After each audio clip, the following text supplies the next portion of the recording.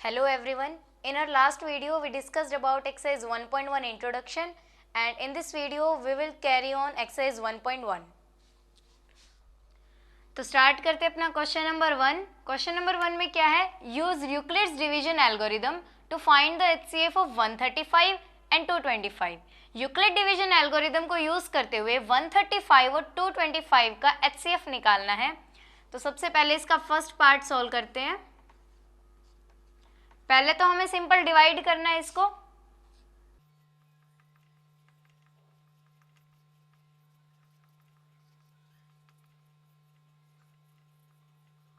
ठीक है, ये हमारा डिवाइड हो गया.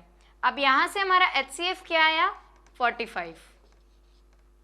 एचसीएफ किसके इक्वल आ गया? 45 के. अब यहां तक तो हमने सिंपल डिवाइड किया. अब इसको यूक्लिड डिवीजन एल्गोरिदम को यूज करके एचसीएफ बताना है. तो वो करेंगे by using Euclid's division algorithm. ठीक है, यूक्लिड डिवीजन एल्गोरिदम क्या होता है? A is equal to b q plus r, यही होता है. तो सबसे पहले हमारा जो डिवाइड का फर्स्ट पार्ट है हम उसको लिखते हैं. यहां पर A क्या है? 225. B क्या है इधर? 135. क्वेश्चन क्या आया? 1 और प्लस रिमाइंडर क्या आया हमारा? 90. ठीक है, यहां आप ब्रैकेट में लिख सकते हो कि इधर हमने A किसके इक्वल लिया है? 225 के, और B किसके इक्वल लिया है? 135 के. ठीक है, अब नेक्स्ट पार्ट करते हैं डिवाइड का. तो यहां पर A क्या है? 135 है. B क्या है इधर? 90. और क्वेश्चन क्या है यहाँ? 1 और प्लस रिमाइंडर 45. ठीक है, और यहां हमने जो लिया है A इज इक्वल टू क्या लिया है हमने? 135. और B इज इक्वल्स टू में क्या लिया है? B क्या हमारा? 90. अब जो लास्ट पार्ट है डिवाइड का वो भी ऐसे ही लिखेंगे. 90 इक्वल टू B क्या है? 45 है, इनटू क्वेश्चन 2 है, प्लस रिमाइंडर हमारा 0. ठीक है, और यहाँ लिख देते हैं A क्या हो गया? 90 और B क्या हो गया हमारा? 45. तो अब हमारा रिमाइंडर 0 आ चुका है, यानी कि हमारा जो एचसीएफ है वो क्या आ गया? 45. तो यहाँ हम इसको हाईलाइट कर देंगे अंडरलाइन करके, और यहाँ क्या लिख देंगे? HCF is equals to 45. ये हमने यूक्लिड डिवीजन एल्गोरिदम को यूज करके इसका एचसीएफ फाइंड आउट कर लिया. तो अब देखते हैं सेकेंड पार्ट इसी का. इसको भी पहले डिवाइड करेंगे, और जो लार्जर नंबर होता है वो हमेशा हम कैसे लेते हैं? As a dividend.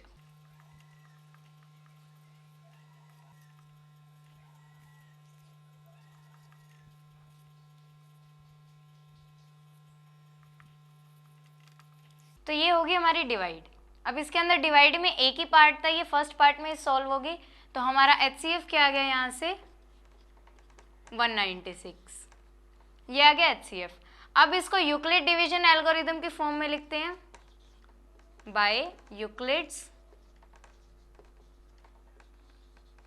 Division algorithm. ठीक है, यूक्लिड डिवीजन एल्गोरिदम के अकॉर्डिंग क्या होता है? A is equal to b q plus r.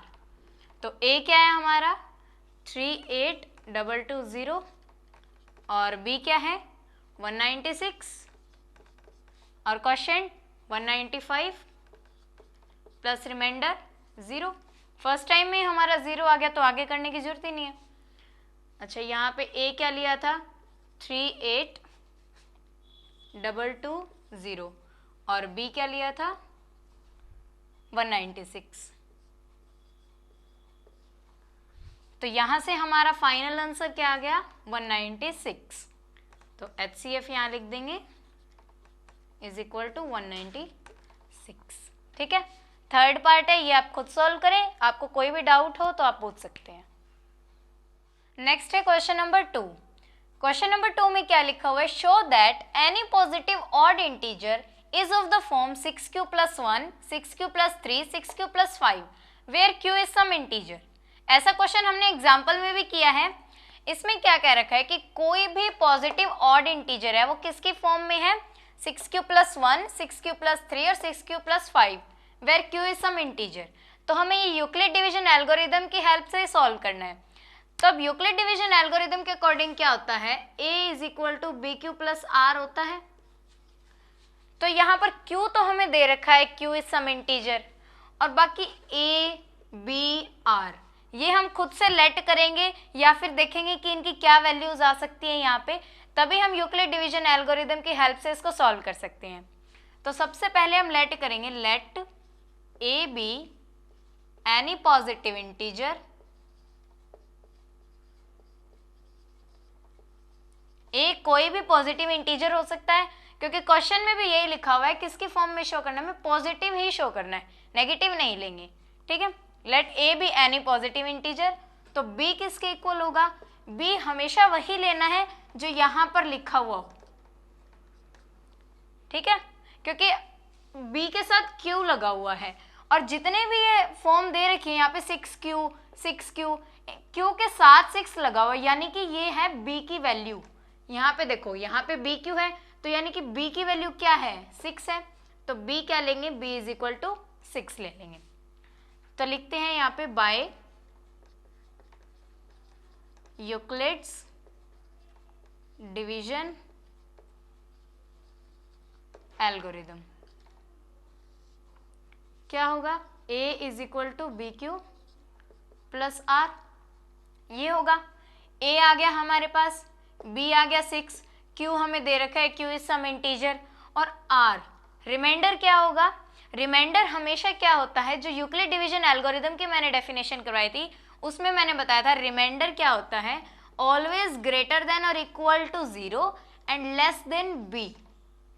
तो पॉसिबल वैल्यूज ऑफ r क्या हो सकती हैं, पॉसिबल वैल्यूज ऑफ r 0 से शुरू होगा, क्योंकि 0 के इक्वल भी हो सकता है r, 0 भी हो सकता है, 1 भी, 2 भी, 3 भी, 4 भी और 5, लेकिन 6 नहीं होगा। क्यों नहीं होगा, क्योंकि b की वैल्यू 6 है और जो r है वो हमेशा 6 से लेस होगा। ठीक है, क्योंकि r किससे लेस होता है, b से लेस होता है, यानी कि r किससे लेस होगा, 6 से लेस होगा। ठीक है, अब हमारे पास r की इतनी वैल्यूज आ गई, 1 2 3 4 5 6 वैल्यूज आ गई हमारे पास r की। तो अब हमें हर वैल्यू को यूक्लिड डिवीजन एल्गोरिदम में पुट करके देखना है कि हमारे पास क्या वैल्यू आ रही है। ठीक है, तो सबसे पहले हम r की फर्स्ट वैल्यू को पुट करते हैं इसके अंदर, a = b क्या है हमारा, 6 लिया है हमने, q हमें दे रखा है, r क्या है, फर्स्ट केस लेते हैं हम 0। ठीक है, और यहाँ पे लिख भी देते हैं व्हेन r = 0, तो हमारे पास ये वैल्यू आ रही है। नेक्स्ट a = b तो सेम ही है 6q, रिमाइंडर की वैल्यू हर बार चेंज हो रही है, तो इस बार क्या लेंगे 1, व्हेन r = 1। थर्ड केस में क्या होगा, a = 6q प्लस, अब रिमाइंडर की वैल्यू क्या लेंगे 2, व्हेन r = 2। नेक्स्ट केस है a = 6q प्लस, अब r की वैल्यू क्या है 3, व्हेन r = 3। नेक्स्ट क्या है, a = 6q प्लस, अब r की वैल्यू है 4, व्हेन r = 4। और लास्ट क्या है, a = 6q plus, last value है 5, ये 5 लिख देंगे और यहाँ लिख देते हैं व्हेन r = 5। यहाँ पर जब भी हम वैल्यू पुट करते हैं तो ए तो हमारा हर केस में सेम ही रहेगा, क्योंकि हमने लेट ए भी यानी पॉजिटिव इंटीजर किया है, बी भी हमने सेम ही लेट किया है, 6 लेट कर रखा है, और क्यू हमें दे ही रखा है, तो इनकी वैल्यू हर किसी में यही सेम रहेगी। लेकिन आर की वैल्यूज हर बार चेंज हो सकती है, आर हमें नहीं पता, आर 0 से इक्वल और उससे ज़्यादा आ सकता है, और बी से कम भी कोई भी वैल्यू आ सकती है आर की। तो यानी कि आर के हमें जो ये 6 केस दे रखे हैं वो सारे ट्राई करने पड़ेंगे, तो ये हमारी इसलिए 6 केस बन जाएंगे। ठीक है, अब हमें क्वेश्चन में क्या पूछ रखा था कि कोई भी पॉजिटिव ऑड इंटीजर होगा तो वो किसके फॉर्म में लाई करेगा, 6q + 1, 6q + 3, 6q + 5। तो ये हमारे पास आ गया 6q + 1, 6q + 3 और 6q + 5, और ये ऑड इंटीजर भी है, तो यहां हम लिख सकते हैं कि क्या है, ऑड है। और ये ऑड किस लिए है, अगर हम किसी भी नंबर की मल्टीप्लाई एक इवन नंबर से करते हैं तो वो भी क्या बन जाता है, इवन नंबर बन जाता है। जैसे 1 की मल्टीप्लाई करेंगे तो 6 आ गया, यानी कि 1 ऑड नंबर होता है, लेकिन अगर जब हमने इसकी मल्टीप्लाई इवन नंबर से करी तो ये भी क्या बन गया, इवन नंबर बन गया। तो यानी कि ये तो इवन है, 6q + 2, इवन नंबर में जब भी 2 ऐड करेंगे तो वो क्या देगा हमें, अनदर इवन नंबर देगा, तो यानी ये भी इवन नंबर है। और 6q + 4 भी क्या है, इवन नंबर है। तो जो 6q + 1 है, अगर यहाँ पे हमारा जो इवन आया था 6 आया था, अब मैं 6 में 1 अगर ऐड करती हूँ तो ये क्या आएगा, 7।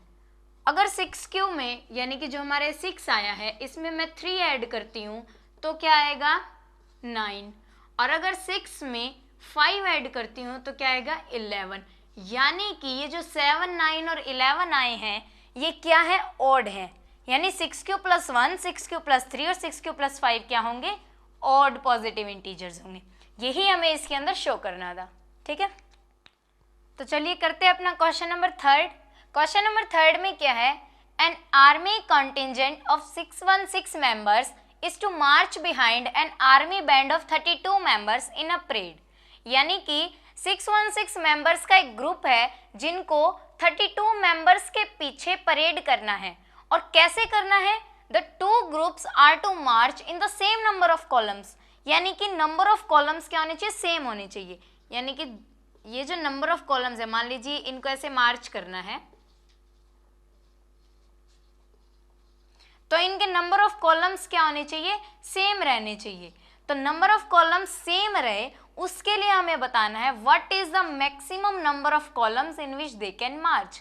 यानी कि हमें मैक्सिमम नंबर ऑफ कॉलम्स बताने हैं जिनके अंदर वो मार्च कर सकते हैं, लेकिन क्या होने चाहिए, सेम नंबर ऑफ कॉलम्स होने चाहिए, यानी कि वो इक्वली डिवाइड होने चाहिए। यूँ नहीं है कि यहाँ 6 हैं तो यहाँ 5 आगे, इधर 4 आगे, ऐसा नहीं, इक्वल नंबर में उनको मार्च करना है। तो वो कैसे मार्च करेंगे, जब भी हमें मैक्सिमम नंबर ऑफ कुछ भी निकालना, मैक्सिमम नंबर ऑफ जैसे कॉलम्स निकालना है यहाँ, तो मैक्सिमम नंबर जहाँ पे भी निकालना होता है तो वहाँ हम हमेशा क्या निकालते हैं, HCF, highest common factor. Highest common factor निकालेंगे तभी तो हमें पता लगेगा मैक्सिमम नंबर ऑफ कॉलम्स कितने हैं। तो यहाँ पे हमें सबसे पहले HCF निकालना है किसका, 616 और 32 का। तो चलिए स्टार्ट करते हैं। यानी कि maximum number of columns, maximum number of columns in which they can march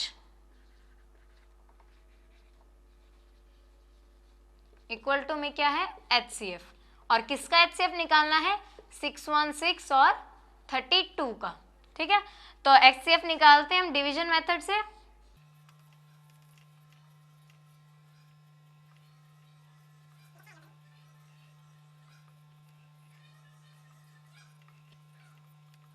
ठीक है, ये हमने डिवाइड कर ली और हमारा HCF क्या है, यहाँ से HCF इज इक्वल्स टू 8 आ गया।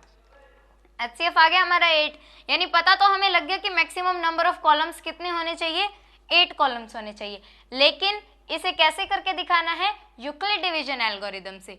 तो यहाँ पे लिखेंगे बाय यूक्लिड्स डिवीजन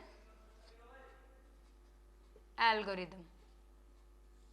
ठीक है, यूक्लिड डिवीजन एल्गोरिदम के अकॉर्डिंग क्या होता है, a is equals to b q plus r. अब यहाँ पर वैल्यूज पुट करनी है। पहला जो हमारा था, मतलब पहला जो स्टेप था डिवाइड का, उसके अंदर a क्या है 616 और b क्या है 32, क्वेश्चन क्या है 19 और प्लस हमारा रिमाइंडर क्या आया था यहाँ पे 8।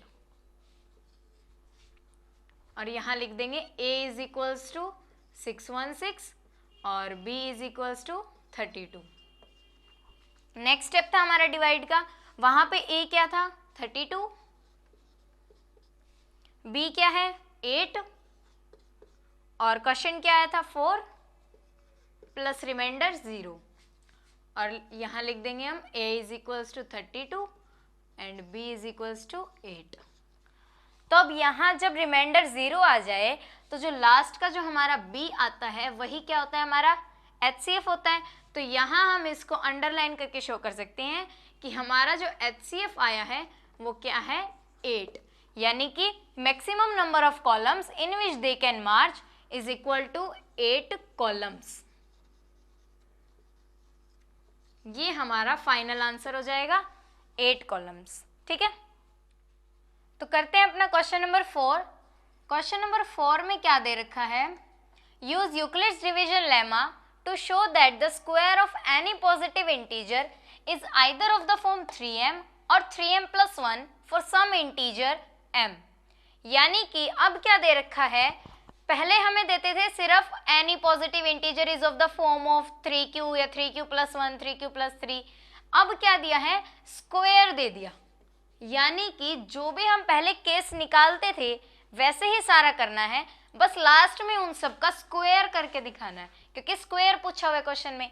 और साथ में क्या है, वहां पर देते थे हमें पहले जो इंटीजर देते थे वो होता था q, अब यहाँ पे इंटीजर दे दिया m, तो इससे कोई फर्क नहीं पड़ता, q की जगह m भी आ सकता है या कोई भी अदर अल्फाबेट भी दे सकते हैं। ठीक है, तो अब हमें जैसे हम पहले यूक्लिड डिवीजन लेमा में a is equal to b q plus r होता है, तो हमें q की जगह अब m दे रखा है, जो a is equals to b q plus r होता था, अब q की जगह हमें m दे दिया, उससे कोई फर्क नहीं पड़ता, कोई भी अल्फाबेट आ सकता है। अब यहाँ पे भी हमें b चाहिए, a चाहिए और r चाहिए। ठीक है, ये चीजें हमें चाहिए, तो इसके लिए हम वही प्रोसेस यूज करेंगे। अपना लेट करते हैं शुरुआत से, let a be any positive integer. a कोई हमारा पॉजिटिव इंटीजर है, तो b किसके इक्वल लेंगे, b हम 3 के इक्वल लेंगे। ठीक है, b 3 के इक्वल ले लिया। अब by Euclid's division lemma, lemma लिखे या एल्गोरिदम लिखे उससे कोई फर्क नहीं पड़ता, एक ही बात। इसके अकॉर्डिंग क्या होता है, a is equal to b q plus r. b ले लिया हमने 3, q की जगह हमें m दे रखा है और a जो है वो भी हमने लेट कर लिया, a भी यानी पॉजिटिव इंटीजर। अब बात आती है r की, तो r की पॉसिबल वैल्यूज क्या होंगी, पॉसिबल वैल्यूज ऑफ r हमेशा क्या होगा, ग्रेटर देन और equal to 0 and less than b। तो यानी एक तो 0 ही हो जाएगा r, और क्या होगा 1 और 2, लेकिन 3 नहीं होगा। क्यों नहीं होगा, क्योंकि लेस देन b है और b हमारा क्या है 3, यानी 3 से लेस होना चाहिए, तो यहाँ पर हम ये 3 नहीं लेंगे। ठीक है, तो r के अब आगे हमारे पास 3 केस, तो तीनों केसों को हम लिखते हैं यहाँ पे। फर्स्ट लिखा है हमने a is equal to b q plus r, तो इसमें हमें वैल्यू पुट करनी है, a है और b की जगह 3 और q की जगह m और r क्या है first 0, where r is equals to 0। ठीक है, एक तो हमारे पास बन गया ये। नेक्स्ट फिर से वैल्यूज पुट करते हैं। अब की बार क्या पुट करनी है, आर की जगह 1, क्योंकि बाकी तो सारी सेम रहती हैं, सिर्फ आर की वैल्यू चेंज हो रही है। तो यहाँ क्या आ जाएगा, a is equal to 3m plus 1, where r is equals to क्या है, 1 है। और थर्ड हमारा जो केस होगा वो क्या होगा, a is equals to 3m और अब r क्या है, अब है 2, तो यहाँ पे लिख देंगे 2 where r is equals to 2। अब ये तो हमने पिछले क्वेश्चंस में भी केस किए, वैसे ही हमने सेम इनको निकाल दिया कि r की वैल्यूज पुट करके कि हमारे पास क्या क्या केस बने। अब हमारे पास 3 केस आ गए, 1, 2 और 3। अब इनका पूछा हुआ है स्क्वायर, तो अब जो भी हमारे पास केस आए हैं ये तीनों, इनका हमें स्क्वायर करके दिखाना है कि वो 3m और 3m प्लस 1 की फॉर्म में आएगा या नहीं आएगा। सीधा ये नहीं दिखाएंगे कि ये 3m आ गया और 3m प्लस 1, नहीं, इनका स्क्वायर को दिखाएंगे कि वो इस फॉर्म में आएंगे या नहीं। तो सबसे पहले हम लेंगे केस 1। केस 1 क्या है, a is equal to 3m है। अब स्क्वायर बताना है तो इसको स्क्वायर करेंगे, स्क्वायर करेंगे तो क्या होगा, a को अगर हम स्क्वायर कर देंगे यानी कि 3m स्क्वायर, 3m का स्क्वायर किसके इक्वल होगा, 9m स्क्वायर के। अब हमें जो क्वेश्चन में पूछा होता वो था 3m, तो ये 3m की फॉर्म में तो नहीं आया, ये तो 9m स्क्वायर की फॉर्म में आ गया। तो यहाँ पे हम क्या करेंगे, इसके अंदर से कॉमन ले लेंगे, कॉमन यहाँ से 3 कॉमन लेंगे तो बाहर आ जाएगा 3, अंदर क्या बच जाएगा, 3m स्क्वायर, यही बच जाएगा। इस पूरे के अंदर से अगर हम 3 कॉमन ले लेते हैं तो यहाँ पर तो 9 के पास तो बच गया 3 और m स्क्वायर को हमने छेड़ा ही नहीं था, वैसे ही था, यानी कि ये इस फॉर्म में आ गया। अब देखो 3 आ गया हमारा और 3m स्क्वायर को अगर मैं m मान लूं, इसको मैं m मान लूं, तो ये किसकी फॉर्म में आ गया, 3m की फॉर्म में आ गया। अब यूं तो नहीं कह रहा था कि m की वैल्यू क्या होगी, m की वैल्यू तो कुछ भी हो सकती है। तो हमारे पास क्या आ गया, a square is equals to 3 bracket में 3m square where m is equals to, जहां पर m किसके इक्वल लिया है हमने, 3m स्क्वायर के, ठीक है। यानी हमने केस 1 में क्या किया, स्क्वायर दे रखा था तो हमने इसका स्क्वायर कर दिया, स्क्वायर करने के बाद ये आ गया। अब यहाँ से हमें 3 चाहिए था बाहर, तो 3 हमें बाहर चाहिए तो हमने कॉमन ले लिया, 9 के अंदर से 3 अलग कर दिया, क्योंकि 3 इंटू 3 ही तो 9 हुआ था, तो 3 यहाँ कर दिया, अंदर 3 रह गया और साथ में क्या बचा, m स्क्वायर को हमने कुछ नहीं छेड़ा। तो यहाँ से क्या हुआ, 3 की फॉर्म में तो ये आ गया और साथ में ये जो वैल्यू आई है ये किसके इक्वल ले ली हमने, m के इक्वल, यानी कि ये जो हमारा पूरा है ये किसके इक्वल आ गया, 3m के इक्वल, ठीक है। यानी हमने इसको 3m के इक्वल शो कर दिया। अब लेते हैं केस 2।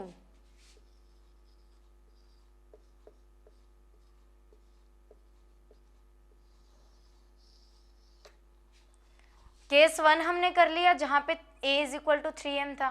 केस 2 में क्या दे रखा है, a is equal to 3m plus 1, a is equals to 3m plus 1।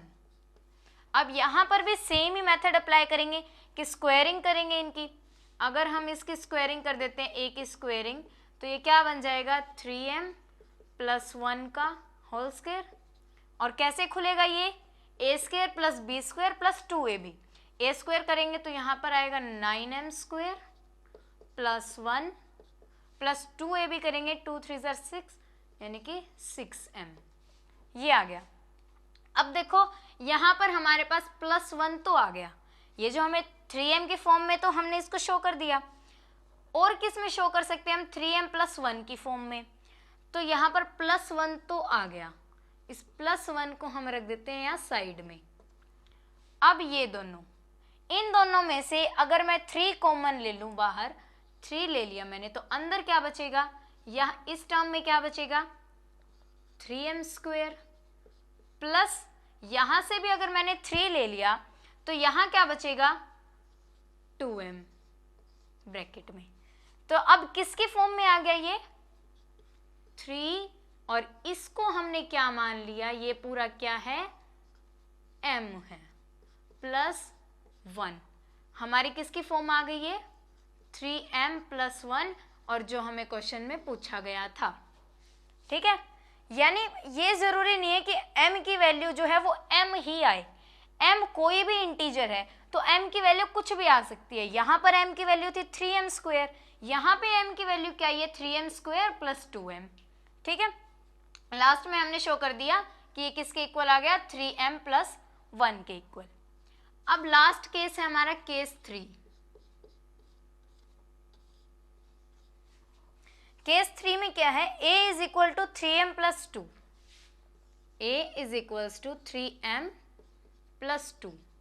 इनके भी स्क्वायरिंग करेंगे, स्क्वायरिंग करेंगे तो a स्क्वायर करेंगे तो यहाँ पर भी होल स्क्वायर हो जाएगा 3m प्लस 2 का, और ये किसके इक्वल होगा, कैसे खोलेंगे, आइडेंटिटी से खोलेंगे। a प्लस बी का होल स्क्वायर क्या होता है a square plus b square plus 2ab, तो a स्क्वायर करेंगे 9m square plus b square क्या होगा 4 प्लस 2ab, तो 2 2 ज़र 4, 4 3 ज़र 12m, ये आ गया। अब यहाँ पर तो हमने देखा था कि 1 हमारा अलग से ही आ गया था, हमने 1 को अलग कर दिया था। यहाँ कैसे अलग करेंगे, तो अब देखो हम जो 9m स्क्वायर लिखते हैं और फिर 4 को क्या लिख सकते हैं, 4 को 3 प्लस 1 लिख सकते हैं, 3 प्लस 1 लिख दिया। अब हम इस 1 को अलग रख सकते हैं, हम 1 हमारे पास आ चुका है तो हम 1 को अलग रख देते हैं, क्योंकि 4 को 3 प्लस 1 लिख देंगे तो इससे कोई फर्क नहीं पड़ेगा। अब हम इस 1 को अलग लिख लेते हैं, प्लस 1 हमने साइड में कर दिया, क्यों हमें 1 चाहिए तो वो 1 हमारा आ गया। अब हमें क्या चाहिए 3m, तो पहले 3m के लिए क्या करना पड़ेगा, अब ये 3 टर्म्स है 1 2 3, इन तीनों में से 3 कॉमन ले लेंगे। यहाँ पर हमने 3 कॉमन ले लिया तो अंदर क्या बचेगा, यहाँ पे क्या बचेगा, इधर बचेगा 3m स्क्वायर प्लस 3 में से 3 ले लेंगे तो अंदर क्या बचा 1, प्लस यहाँ से 3 लेंगे तो यहाँ क्या बचेगा 4m। ठीक है, अब ये क्या आ गया, यानी कि 3 हमारे पास आ गया, 1 आ गया, और ये जितना भी आया ये क्या आया हमारा m, यानी इसे हम क्या लिख सकते हैं 3m प्लस 1 की फॉर्म में लिख सकते हैं। ठीक है, यही हमें शो करना था कि किसी भी पॉजिटिव इंटीजर का जो स्क्वायर है वो किसकी फॉर्म में आना चाहिए, 3m की फॉर्म में आना चाहिए, या फिर 3m प्लस 1 की फॉर्म में भी आ सकता है। तो 3m की फॉर्म में तो हमने इसको प्रूव कर दिया कि ये 3m की फॉर्म में आ गया, और 3m प्लस 1 की फॉर्म में ये जो केस 2 है और केस 3 है वो आ गए। ठीक है, तो देखते हैं क्वेश्चन नंबर 5। क्वेश्चन नंबर 5 में क्या लिखा हुआ है, use Euclid's division lemma to show that the cube of any positive integer is either of the form 9m 1 plus 1 9m plus 8 for some integer m। ये बिल्कुल पिछले क्वेश्चन की तरह सेम है, बस क्या दे दिया, स्क्वायर की जगह तो क्यूब दे दिया, और जो इसकी फॉर्म है पहले हमें क्या दी थी 3m दे रखी थी, और एक फॉर्म क्या थी 3m प्लस 1 थी, अब क्या दे दी 9m और 9m प्लस 1 9m प्लस 8, बाकी सब इसमें सेम है। तो सबसे पहले तो हम अपने केस बनाएंगे, उसके बाद उनकी क्यूबिंग करेंगे। तो पहले हम लेट क्या करेंगे, let a be any positive integer,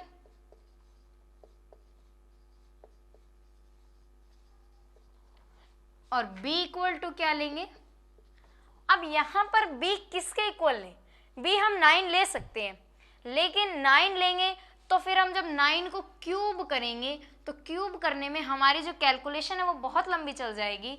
तो इसका एक सॉल्यूशन है कि हम b को 3 भी ले सकते हैं। क्यों ले सकते हैं, वो इसलिए ले सकते हैं क्योंकि हमें क्यूब को शो करना है कि क्यूब इस फॉर्म में होना चाहिए। अगर मैं 3 का क्यूब करती हूँ तो 3 के क्यूब से क्या आता है 9 इंटू 3 इज इक्वल टू 27, ये आ जाएगा मेरे पास। क्यूब करने के बाद ये क्वेश्चन ये आ जाएगा 27, तो 27 के अंदर 9 भी है, 9 इंटू 3 से ही 27 बना है, तो 9 भी है, यानी कि जब मैं इसको 3 लेके सॉल्व करूंगी तब भी मैं उस डिजिट के अंदर से 9 को कॉमन ले सकती हूँ। इस 27 में से मैं 9 कॉमन ले सकती हूँ, अंदर क्या बच जाएगा, 3 बच जाएगा। तो यानी अगर हमें कैलकुलेशन सिंपल करनी है तो हम यहाँ b = 3 ले लेते हैं, क्योंकि 3 का अगर हम क्यूब करेंगे तो हमारे पास 9 ऑलरेडी आ जाएगा, जिसको हम बाद में कॉमन ले सकते हैं। 9 को लेके करेंगे तो बहुत लंबी कैलकुलेशन चली जाएगी, इसलिए हम यहाँ पे क्या लेंगे, 3 लेंगे। ठीक है, अब b ले लिया हमने। बाय यूक्लिड्स डिवीजन लेमा,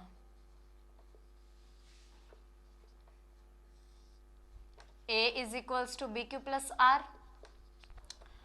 अब a तो हमने ले लिया कोई भी पॉजिटिव इंटीजर, b हम ले चुके हैं 3, और q की जगह हमें क्या दे रखा है, m दे रखा है। अब चाहिए r की वैल्यूज, तो लिखेंगे पॉसिबल वैल्यूज ऑफ r = 0, 1, 2। क्योंकि हमने b3 लिया है तो b से तो लेस होंगी r की वैल्यूज। r की जो भी वैल्यू होगी वो ग्रेटर देन और इक्वल टू 0 होगी, और लेस किससे होगी, b से। तो यानी कि जो भी वैल्यू आएंगे वो 3 से कम आएंगी और 0 से इक्वल या 0 से ग्रेटर। तो 0, 1, 2, 3। और अगर हम यहाँ पे 9 भी ले लेते ना, यहाँ पे मान लो हमने 9 लिया होता तो 9 लेते तो यहाँ पे हमारे पास केस भी बहुत ज़्यादा बन जाते। इसीलिए क्वेश्चन को सिंपलर तरीके से करने के लिए हमने यहाँ पे क्या लिया है, 3 लिया है, क्योंकि जो हमें क्यूब चाहिए 9m की फॉर्म में वो तो 3 से भी आ जाएगा। ठीक है, अब यहाँ करते हैं बाय यूक्लिड्स डिवीजन एल्गोरिदम लिखें या लेमा लिखें, कोई फर्क नहीं पड़ता। और अब हमें क्या करना है, r की तो वैल्यूज हर बार चेंज हो रही हैं, बाकी सारी वैल्यूज भले ही सेम है लेकिन r की वैल्यू चेंज हो रही है, इसकी वजह से हमारे पास क्या होते हैं, डिफरेंट केस बन जाते हैं। फर्स्ट हमारे पास क्या बन जाएगा, a = अब bq + r लिखना है तो b की वैल्यू क्या है, 3, q क्या है हमारे पास, m दे रखा है q की जगह, प्लस अब रिमाइंडर क्या है, 0, यानी कि a = 3m आ गया। ठीक है, यहाँ लिख सकते हैं वेयर r = 0। नेक्स्ट आएगा a = 3m, ये तो सेम ही रहेगा, बस क्या होगा, इसका रिमाइंडर चेंज हो जाएगा, +1 आ जाएगा, वेयर r = 1। और थर्ड केस क्या बनेगा, a = 3m + 2, वेयर r = 2। ये तो हो गया सिंपल जो हम अभी तक करते आए हैं, यानी बाकी सब में भी हमने ये ऐसे ही किया है। अब इस क्वेश्चन में क्या पूछा हुआ है, क्यूब पूछा हुआ है। पिछले क्वेश्चन में था स्क्वायर, तो हमने इनको स्क्वायर किया था। अब पूछा हुआ है क्यूब, तो अब हम इनकी क्या करेंगे, क्यूबिंग करेंगे। पहले लेंगे केस 1, a = 3m है, a का क्यूब = 3m का क्यूब, किसके इक्वल हो जाएगा, 3 का क्यूब करेंगे तो क्या आएगा, 27m क्यूब, इसके इक्वल आया। अब हमें क्या चाहिए, 9m की फॉर्म में चाहिए, तो 9 इसके अंदर से हम कॉमन ले सकते हैं, क्योंकि 27 की फॉर्म में तो हम इसे नहीं लिख सकते, हमें 9 चाहिए। 9 चाहिए तो इसके मल्टीपल जो क्या थे, 27 के मल्टीपल्स क्या होते हैं, 3 × 3 × 3, यानी कि 3 × 3 क्या लिख सकते हैं हम इसको, 9 × 3 भी लिख सकते हैं। यानी 27 के अंदर से हम 9 को कॉमन ले लेंगे तो अंदर 3 बच जाएगा। तो यहाँ पे लिखेंगे 9m², m² को यूँ का यूँ छोड़, 9 साथ में 3 भी तो बचा है 27 का, और m², यानी कि = ये क्या आ गया, 9 ब्रैकेट में 3m²। इसका क्या मतलब है कि यहाँ पर 9m हो गया। क्यों हो गया 9m, 9m की फॉर्म में कैसे आया, 9 तो हमने कॉमन ले लिया और बाकी जो ब्रैकेट में है उसको हमने क्या मान लिया, m मान लिया। तो फर्स्ट केस तो हमने पूरा कर दिया कि 9m की फॉर्म में दिखाना था, वो हो गया शो 9m। अब लेंगे सेकंड केस।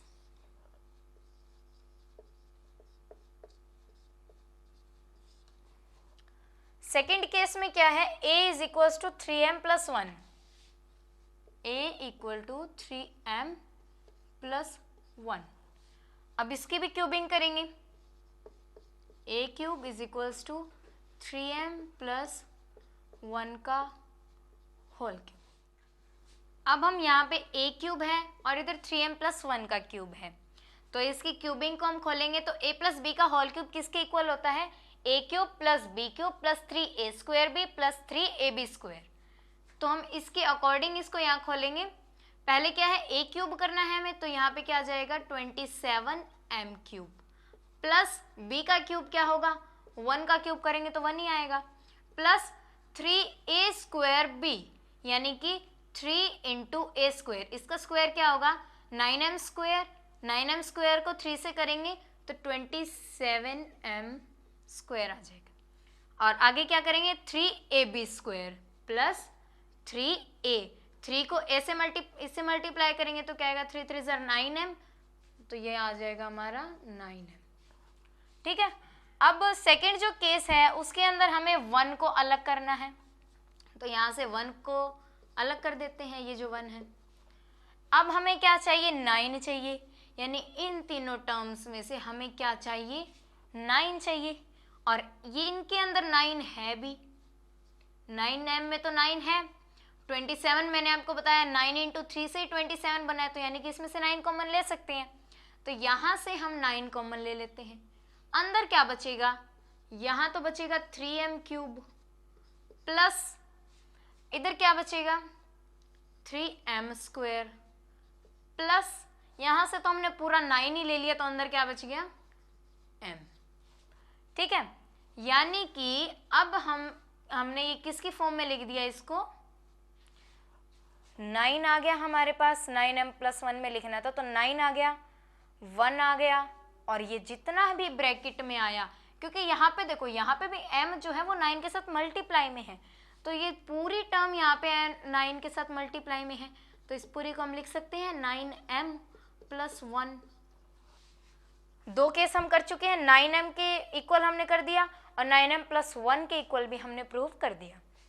अब हमें किसके इक्वल प्रूव करना है इसको, 9m प्लस 8, तो वो हम करेंगे केस 3 से। केस 3 क्या है, a is equals to 3m plus 2, a equals to 3m plus 2। अब इसकी भी क्यूबिंग करेंगे तो a cube is equals to 3m plus 2 cube. Cube कैसे खोलेंगे, आइडेंटिटी क्या होती है a प्लस बी के होल क्यूब की, a cube plus B cube plus 3a square B plus 3ab square. ठीक है, तो पहले a क्यूब करेंगे, a क्यूब क्या आएगा हमारा 27m क्यूब आएगा, प्लस बी क्यूब क्या आएगा 2 का क्यूब क्या होगा 8, प्लस अब क्या करना है 3a square b, a square कितना होगा हमारा 3 3 ज़र 9, 9m स्क्वायर हो जाएगा, 9m स्क्वायर इंटू 2 करेंगे तो 9m स्क्वायर को हम पहले 3 से करते हैं, तो यहाँ पे आ जाएगा हमारा 27m square, 27m square into 2 करेंगे तो आएगा 54m स्क्वायर। ठीक है, अब क्या करना है 3ab स्क्वायर करना है, तो 3 इंटू में a क्या है 3m, तो 3 3 ज़र 9m इंटू b स्क्वायर क्या होगा, b स्क्वायर होगा 4, 2 का स्क्वायर 4 होता है, 4 इंटू 9m, तो 4 9 ज़र क्या हो जाएगा 36m। ठीक है, अब हमें क्या शो करना है वो देखो 8, तो 8 तो यहाँ पर है तो हमने सीधा बाहर 8 ले लिया। ठीक है, अब हमें इनमें से चाहिए 9, सब में से 9 कॉमन चाहिए, जो 3 टर्म्स हैं इनमें से हमें 9 चाहिए, तो 9 देखो सबके अंदर 9 एज अ मल्टीपल है। अब सब में से हमने क्या कॉमन लेना है 9 को कॉमन लेना है, तो देखो 36 के अंदर 9 है, 4 9 ज़ा 36 होता है, यानी कि इसके अंदर 9 है, 54 6 9 ज़ा 54 होता है, यानी कि 54 के अंदर भी 9 है, और 27 के अंदर भी 9 है, क्योंकि 9 3 ज़ा 27 होता है। तो तीनों में से 9 को अगर हम बाहर ले लेंगे तो अंदर क्या आएगा हमारा, यहाँ क्या बचेगा 3m³ प्लस यहाँ क्या बचेगा 6m² प्लस यहाँ क्या बचेगा हमारा 4m। ठीक है, तो यानी कि 9 आ गया, 8 आ गया और मल्टीप्लाई के फॉर्म में m है, तो यानी कि ये जो पूरा यहाँ पे लिखा हुआ है ये क्या है हमारा m है और 9 इसके साथ मल्टीप्लाई था, तो ये आ गया 9m + 8। यानी कि हमने प्रूव कर दिया कि any positive integer, cube of any positive integer is either of the form 9m, 9m + 1 और 9m + 8। और इसीलिए हमने यहाँ पर 3 लिया था, क्योंकि अगर हम b को 9 ले लेते तो जब हमें यहाँ पे क्यूब खोलना पड़ता उसका तो बहुत लंबी कैलकुलेशन चली जाती, और 3 लेने से भी जब हमारा काम बन रहा है तो हमने यहाँ पे क्या ले लिया 3 ले लिया। ठीक है, तो अगर आपको ये इस पूरे कंसेप्ट में कोई भी क्वेरी है तो आप मुझसे पूछ सकते हैं। Thank you.